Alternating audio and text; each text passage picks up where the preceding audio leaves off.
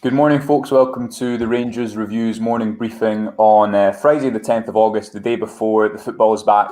The international break is over, and the sun isn't shining in Glasgow, but it is metaphorically, Derek, because I'm very much looking forward to a trip to McDermott Park tomorrow and a return to league action against St Johnstone. And looking at it, it's a 12:30 kickoff, which probably isn't exactly what you want after an international break, but it's great to have it back, and 3 points is the only objective, isn't it? Oh, absolutely, yeah. Trips up to Perth is always enjoyable. Only if you win, of course, and hopefully your trip up there you can bring back the 3 points. But yeah, looking forward to it. I think this international break has felt like it's dragged in. I've got to be honest. Not like they fly in. I think they always drag in. And of course, there's international breaks in the next 2 months as well to look forward to. But certainly fantastic to have the proper football back, Joshua. And yeah, Rangers kicking off at lunchtime. I'll be tuned in, that's for sure. Absolutely right. Well, let's talk about St Johnstone. We're going to talk St Johnstone today, what we can expect from them, what their team news is, and then look ahead at our predicted 11s and what we think Steven Gerrard might do. And he'll be back on the touchline, of course, which will be fantastic to see. So first and foremost, Derek, St Johnstone starts the season 3 points, 3 draws out of 4 games. That obviously is caveated with the fact that they've been in European football. So they had impressive results away against Galatasaray and Lask, I think it is, in Austria, but ultimately lost both the home ties. So, I mean, looking into the start of their season, the numbers look quite similar in terms of the output they're producing, and they're a very aggressive team without the ball. They move the ball. They're the most direct team in the league, and what that means is effectively they get the ball further forward. The quickest within attack. So they're not building play necessarily, and that's helped by the distribution at the back. But they also have lost key men. Their 2 best players, I'd say, in Ali McCann and Jason Kerr, and have a number of key players out as well. So it does look set up for Rangers to go up there and get 3 points. I mean, what do you think about St Johnstone ahead of the game, Derek? Yeah, I mean, last season was heroic from them, from Callum Davidson winning 2 trophies. It really was a monumental effort, and fair credit for them for doing that. This season, they've lost 2 of their better players, in Ali McCann, of course, and Jason Kerr has went down to Wigan. They're huge losses for them. It's all about how they respond to that, how they replace them. I know they've brought in Ali Crawford from Bolton, which is a very good acquisition for me. It just never quite worked for Ali down here when Ian Evatt took charge. But that's not for the want of trying. He's a great player. We've seen it at Aki's. He's a good operator, so I'd imagine if he's fit, will come in tomorrow. So they'll need to keep an eye on players like that. They have got some decent players, of course. And they've got that spine of the team still there, really. There's still the core there from the cup success last season, so they can't take them lightly. They're at home, of course, St Johnstone, so it's slightly trickier. That being said, I think Rangers should have too much about them. I just think that result against Celtic, it will really do them the world of good in terms of just kicking them on, and changes the narrative, I've said many times before, about their start to the season. And I can see them turning up tomorrow like champions and getting the job done. Yeah, absolutely. And good morning to Hugh and Francis and Bob, who's watching from Abu Dhabi, where it probably is. The sun definitely will be shining there, Bob. Robert asking what players, if any, do you think Gerrard may rest tomorrow? Now, this seems to be the eternal question in these types of games, and normally the answer, I think, is none. But then you look at midweek, Stephen Davis, captain Northern Ireland against Switzerland on Wednesday night. Who else was in it? Hollander was in international duty as well and played as late as Wednesday night. So it feels like if the coaching staff have had John Lundstram, and I don't think they've put Janino Bacuna in yet, but John Lundstram, Stephen Kelly in for the whole international break, that it does feel like a game maybe where one of those might be put in alongside a Kamara or a Davies, just to rotate one of the two, because let's not forget there's a lot of games coming up and a big game on Thursday in the Europa League. But I tend to think that so I think maybe Lundstram will come in, but I tend to think it will just be the tried and tested, which ultimately, especially at the back, Derek, and we'll get on to our predicted 11s, but that's what we want. We want to get into a consistent rhythm of playing our best team, don't we? Yeah, absolutely. It'll be an interesting one tomorrow. I never selected Lundstram in my predicted lineup, but the more you mention it and the fact you would have maybe been working on him during the international break, I'm maybe more inclined to think he may get the nod. I'm with you on Bacuna. I think he's more of a one you may see at 70 minutes if the game is going the way of Rangers. I don't think you'll just chuck him in from the off. So I think he will go if he's tried and tested, and if they're all fit, of course. And of course, remember, the players are coming back from being out with COVID. The likes of James Tavernier, Alan McGregor will be back available, as will John McLaughlin. So you'll get these players back and in contention, which is good. So a few selection dilemmas for the manager. There's no doubt about it. But I actually watched the Relentless film last night, and he was talking about the St Mirren game when they went out in the League Cup, and it was quite interesting where he says he maybe made too many changes on that night, but it was based on data and games coming up. So that leads me to suggest that he's not going to make wholesale changes for games, such as this, games that you may be expected to win. But I think you'll go with the tried and trusted, but maybe a scattering, a 1 and 2 coming in that you maybe not expect, like a Lundstram. Yeah, and this is why it's so important that Ryan Jack comes back, because you need I agree, you need a tried and tested element of rotation, and I think if you had Ryan Jack and Glenn Kamara, that would allow Stephen Davis a lot more respite, but we'll get there. Just finally, I think Jack is in the Bacuna bracket in a way, because I think he said himself, Gerard is not going to rush him in, so I think he just has to be careful. And he's seen with Sakala, he sort of admitted he tried to get him up to speed too soon because of the need to have a forward player at the early start of the season, and it's maybe backfired on him. We've not seen him as much, so maybe I think these players will be gradual processes in terms of integrating back into the side. Yeah, definitely. Just finally on St Johnstone, I mean, they're missing, obviously they've lost McCann and Kerr, and then they're also missing Cammy McPherson, who's coming on loan from St Mirren. Looks like they'll also be missing Craig Bryson, Murray Davidson, Liam Gordon. Glenn Middleton can't play, obviously because he's on loan from his parent club. And there could be another couple of late call-offs, according to a journalist I was speaking to who covers St Johnstone. So, I mean, if you look back at last season, when St Johnstone beat Rangers in the Cup, they were. It was a fantastic performance from their behalf in the way they were able to limit Rangers. But one of the big strengths, I think, was the ability to play McCann in a 3-man midfield, but have a more advanced midfielder ahead of them. And I think they're going to have to try and supplement that slightly, because they don't have his runnings, his ability off the ball. And I fully expect them to play a 2-man partnership, because I think that tends to be what works best against Rangers, especially away from home. Try and limit the ability of the centre-backs to distribute and afford a little bit of possession to Tavernier and Barisic. But what I will say on that as well is the thing that will undoubtedly frustrate all Rangers fans is that Chris Kane is the best player at winning fouls in the world. Yeah.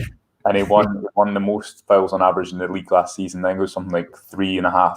But those are little details that in games like this, if you're trying to build pressure and if you're trying to, on the opposite side of things, relieve pressure for your team, such an effective thing to have. So maybe it'll be him and Hendry up front, who's another good player as well. So they'll certainly pose a big threat. But again, this is when Rangers now need to start hitting their ceiling, I guess, because August was up and down, and the performance levels certainly weren't in 6th gear, but you feel now that Rangers have no excuses to have another few games where it's slightly ponderous. They need to go out and start the game fast tomorrow and get a convincing result, don't they, to kind of continue the momentum.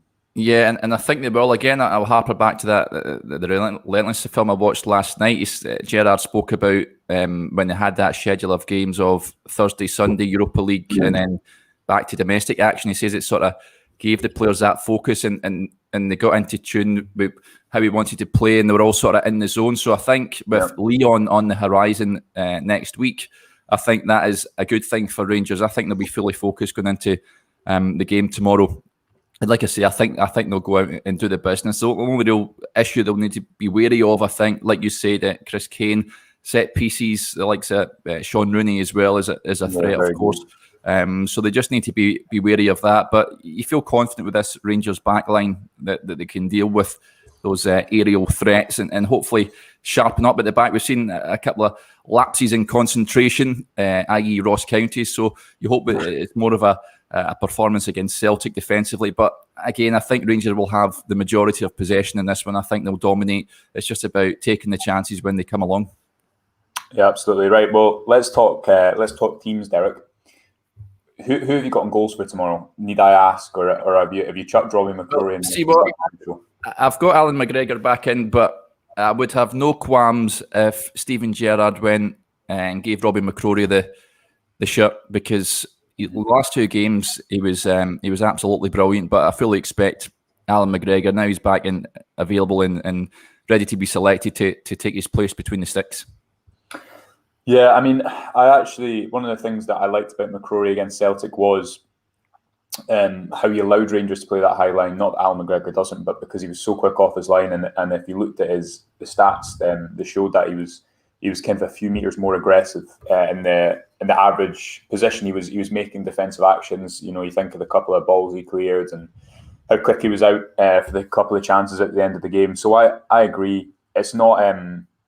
Listen, Alan McGregor hasn't really started this. Hasn't made a save yet that harks back to last season, but he will, I think. And I think he, if last season's anything to go by, then he's still definitely got at least one more year in him. But he will be 40 at Christmas, which is considerably old.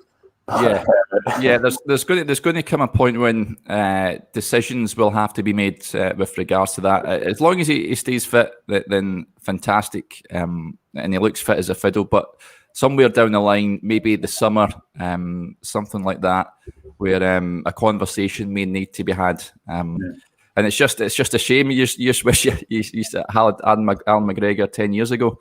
I know. But it's just the way of it. Age affects us all, unfortunately. But yeah, he's been a fantastic. What an acquisition it was by Steven Gerrard, bringing him back up the road. Absolutely. Back four, I think we're in agreement, and this is where it comes into, playing your strongest team and getting and rotating. But as you allude to what Gerrard said in the Relentless film, is playing your strongest team, and that for me at the moment is Tavernier, Goldson, Helander, and Barisic. I thought Barisic played fantastically for Croatia, and against Celtic he looked much sharper. Tavernier hopefully has recovered after his COVID bout, but I think he was back in training this week, so that would suggest that he would be harsh on Patterson, because he was great for Scotland, and hypothetically, if he hadn't been injured himself, and I don't know how he's getting on, maybe he'd have taken Tavernier's place, because Tavernier would have been given a couple of weeks to get back up to speed. But that for me is the strongest back four, and Tavernier is the captain, so he plays, and that's the eternal dilemma between him and Nathan Patterson. But I think are you in agreement with that back four, Derek? Yeah, absolutely. The only place that could be up for grabs is the centre back pairing next to Goldson. I think Balogun may come in as opposed to Helander, just based on Helander playing the last two games and the fact that he was sort of training on his own before that game against Greece on Wednesday night. So that's the only thing I could maybe suspect. But then Balogun's been away with Nigeria himself as well. I don't think he's played a game or anywhere near the same as Helander. So that's the only real change I could see happening. But yeah, apart from that, the rest of the defence sort of picks itself.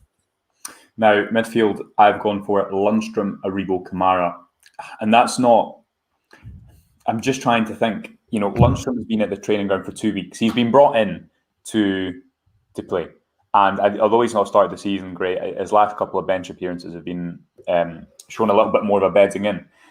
And you just have to... I think you just do have to rotate Stephen Davis at one point, especially with European games coming up, and he's a must. Alternatively, maybe Lundstrom would be preferred for a European fixture, which is more end-to-end and a little bit more space in front of him.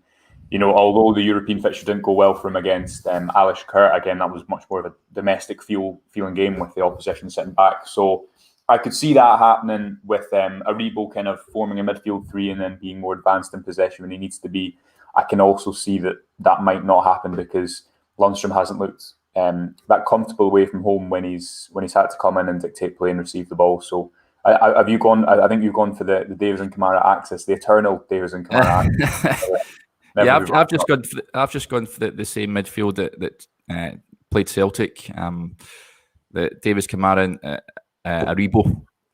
I think Gerrard will go with that midfield three. I don't think he'll alter that. Like you say, ideally it would be good to give Stephen Davis a break with again Leon on the horizon.